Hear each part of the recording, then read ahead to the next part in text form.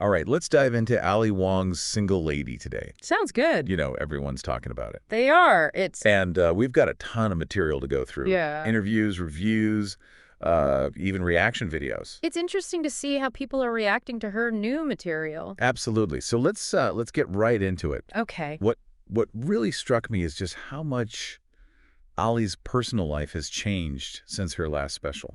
Oh, yeah. I mean, she's gone from, the pregnant comedian in Baby Cobra to a divorced Emmy-winning actress, Right. navigating a whole new world. Yeah, and her comedy reflects that too. Absolutely. I mean, remember how she used to joke about trapping a husband? Right. Now she's all about casual encounters and concussions. It's a complete 180. It really is. And not just her personal life. Her career's just exploded, too. Absolutely. She's gone from stand-up stages to starring in movies and TV shows. Yeah. So it makes you wonder how all this newfound success and independence is influencing her comedy. Okay, so let's talk about this divorced mom energy. Okay. She keeps mentioning it. She says men are drawn to it, but what do you think she's really getting at? I think it's both empowerment and a deeper layer of satire. How so? Well, on one hand, she's flipping the script on that sad divorced mom stereotype. Yeah. She's owning her sexuality and having fun, and that can be incredibly empowering. Absolutely. And she's not afraid to get raunchy with it either. Yeah, she's not. Some of those dating stories, I mean, I was laughing out loud. Oh, me too. Who sends a woman flowers on the second date and then ghosts her? Apparently Bill Hader, but we'll get to that later. Right. But on the other hand, I think there's a satirical edge to it. Okay. She's playing with those societal expectations of how women, especially divorced mothers, are supposed to behave. Right. And she's poking fun at the men she encounters, too. Oh, yeah. The clueless 25-year-old, the 6-year-old surfer who's still living the bachelor life. She's holding up a mirror to the absurdity of the dating scene, particularly for women in their 40s. It's so true. And then there's the financial aspect, too. Right. Ollie's very open about her wealth. Yeah. She even jokes about expecting men to pay on the first date despite being a millionaire. Makes you think about how money and power dynamics play into her dating experiences. For sure. Does her wealth give her more freedom, or does it create a whole other set of challenges? That's a good question. One of the reviewers we looked at actually argued that Ollie's wealth might make her comedy less relatable Oh, interesting. to women who haven't achieved that level of financial independence. That's a good point. Can you really be a voice for every woman when you're dating Bill Hader and buying your flings extravagant gifts? Right. But then again, another reviewer praised her for being so open about her wealth, Yeah. saying it added a unique and refreshing perspective to her comedy. Yeah, it's definitely a different perspective. So we've got these contrasting opinions about her wealth, Mm-hmm. her divorced mom energy, and how her personal life is influencing her material. Let's dive into some of the specific jokes and see how she's using humor to explore these complex themes. Yeah. What really stood out to you in the special?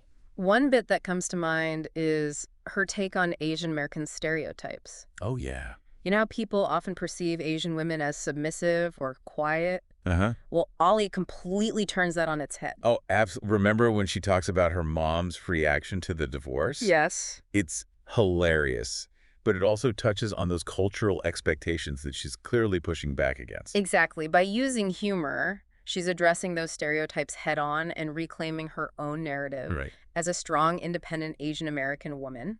It's funny and subversive. It is. Okay, I'm dying to know more about how she tackles those We stereotypes. do. So where were we? We were talking about how Ollie uses humor to tackle Asian American stereotypes. Oh, yeah, that's right. And you're about to tell me about her mom's reaction to the divorce. Oh, right. Yeah, it's just classic Ali Wong, She talks about how her mom wanted her to wait until she died before getting a divorce, Right. which is hilarious, but it also, points to that pressure a lot of Asian women face to uphold traditional values, What? even if it means sacrificing their own happiness. It's like she's saying, I'm not going to play by those rules anymore. I'm Exactly. going to define my own life. And she does it with such wit and confidence. Like, Mhm. remember the bit where she talks about Asian women being stereotyped as quiet and submissive, and then she launches into this raunchy story about a sexual encounter? Yeah. It's like she's shattering that stereotype right in front of you. It's hilarious. It's like she's reclaiming her voice and her sexuality Exactly. in a way that's both empowering and hilarious. And it's not just about defying expectations. She's also using humor to explore what it's really like to be an Asian American woman today. Right. Like, she talks about the fetishization of Asian women and how it plays into her dating experience. Well, yeah, that part where she talks about men assuming she's good at certain things and bad just because she's Asian. Right. It's funny, but it's also like kind of uncomfortable. Yeah, it's that uncomfortable truth, that she's Yeah. bringing to light. She's not afraid to address those uncomfortable topics. No, she's not. And she does it in a way that makes you think while you're laughing. Exactly. Okay, so we've talked about her divorced mom energy and how she's tackling cultural stereotypes. Yeah. But what about the Bill Hader reveal? Yeah. That felt like a bombshell. It did. I'm still not sure what to make of it. It definitely threw a curveball into the narrative. Right. You're following her on this journey of embracing singledom, Yeah. and then boom, she drops this romantic twist. It felt almost too good to be true. Yeah. Here she is, this successful, independent woman, and she's dating an A-list celebrity. It's like it reinforces those rom-com tropes she's trying to subvert throughout the special. But I think there's more to it than that. Yeah. She keeps the details of their relationship very vague. Yeah. It's almost like she's saying, yeah, I'm dating Bill Hader, but that's not the point of this special. Yeah. And maybe that's the most empowering part of it all. How so?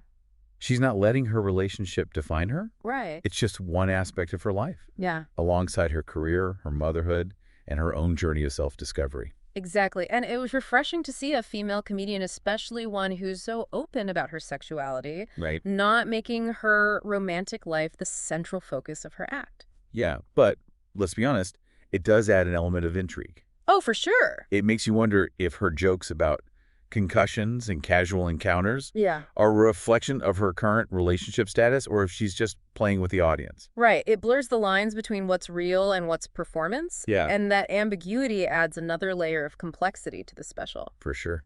Speaking of complexity, let's circle back to the question of her wealth Okay. and how it plays into her comedy. Some reviewers found it distracting, while others praised her for being so upfront about it. Right. What's your take? I think it's a double-edged sword. Okay.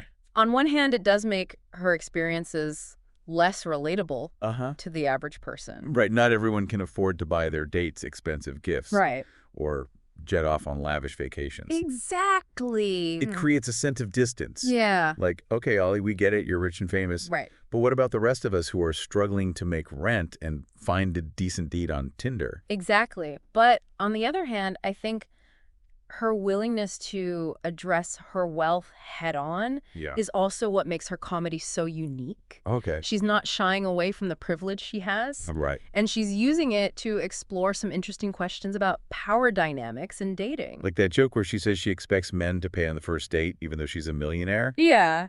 That one had me both laughing and scratching my head. It's such a brilliant bit because it plays with our expectations. She's subverting traditional gender roles while simultaneously acknowledging her financial advantage. Right. It makes you question those ingrained societal norms and whether money truly equals power in relationships. So her wealth might alienate some viewers. It might. But it also allows her to tackle these nuanced issues that most comedians wouldn't touch. Right. It's both polarizing and compelling. Exactly. It adds another layer of complexity to her comedy. Right. And makes you think about the intersections of gender, race, and class. Yeah. In a way that's both funny and thought-provoking. Okay, so we've talked about how Ollie's personal life, her cultural background, and her wealth influence her comedy. Yeah.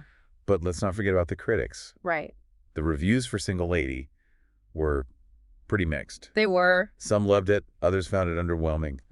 What do you think contributed to these differing opinions? Well, one common criticism was that the special felt less cohesive than her previous work. Yeah, I can see that it didn't have that same sense of urgency or clear through line that we saw in Baby Cobra or Hard Knock Wife.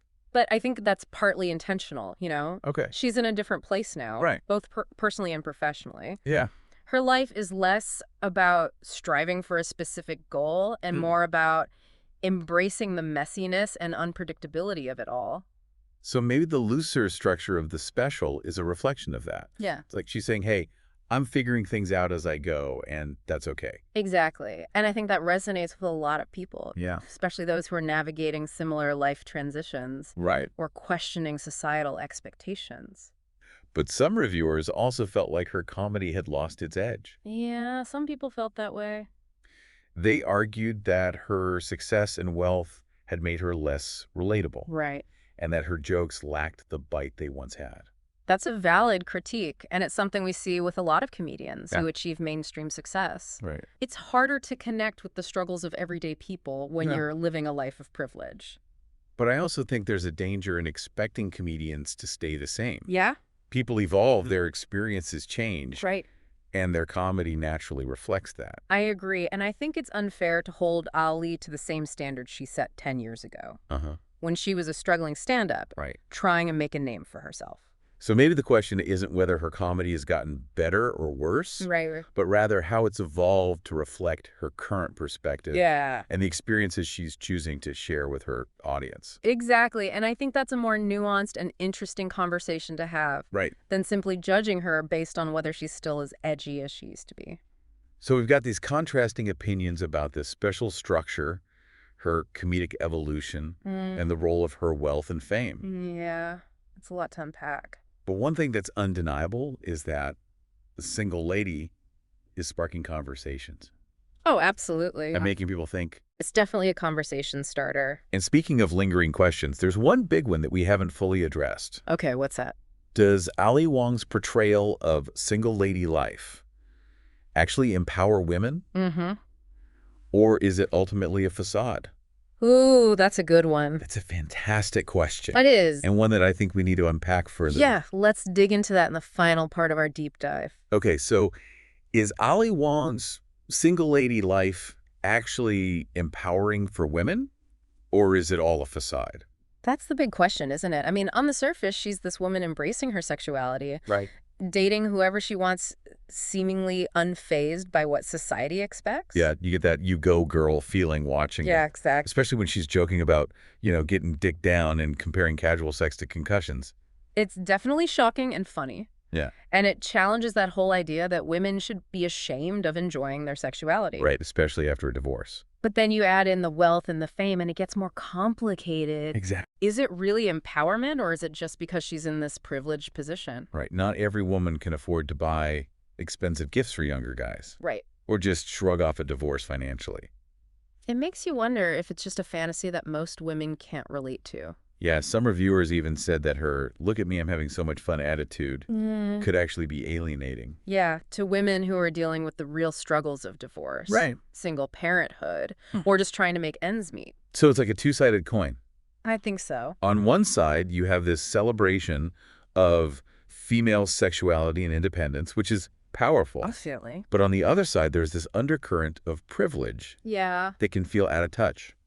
And I think Ali knows this. Yeah. She's not saying her experience is everyone's experience. Right. She uses humor to point out how absurd her own situation is. Like when she talks about men paying for the first date, even though she's a millionaire. Exactly. It's like she's making fun of herself and those old-fashioned dating rules. Even when they don't really apply to her anymore. Right. So maybe it's not about whether her single lady life is empowering for everyone. Yeah. Maybe it's about the conversations she starts Uh-huh. and how people see things differently. I think that's a better way to look at it. Yeah. It's not about judging her choices or how empowered she is. Right. It's about realizing her experiences are hers. Uh-huh.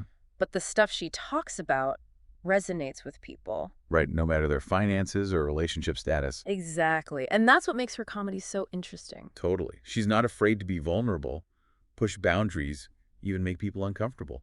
Yeah, And that creates space for us to talk about these important things. it does. Female sexuality, societal expectations, and just figuring out life on your own terms. That's a great way to put it. So love it or hate it, Single Lady definitely gets people thinking. For sure. And if you haven't seen it yet, you should check it out and see what you think. Definitely form your own opinion. Well, that's about all the time we have for today. Wow, that went by fast. It did. We covered a lot of ground, We did. from divorced mom energy to cultural stereotypes to the Bill Hader of it all. And don't forget the money. Oh, right, the money. It's always there lurking in the background. It is. But I think what really matters is that Ali Wong is making us think Absolutely. and laugh along the way. She's a force of nature. She really is. Well, thanks for joining me on this deep dive. It was my pleasure. And to all our listeners out there, keep those brains buzzing, keep those conversations going, and we'll see you next time.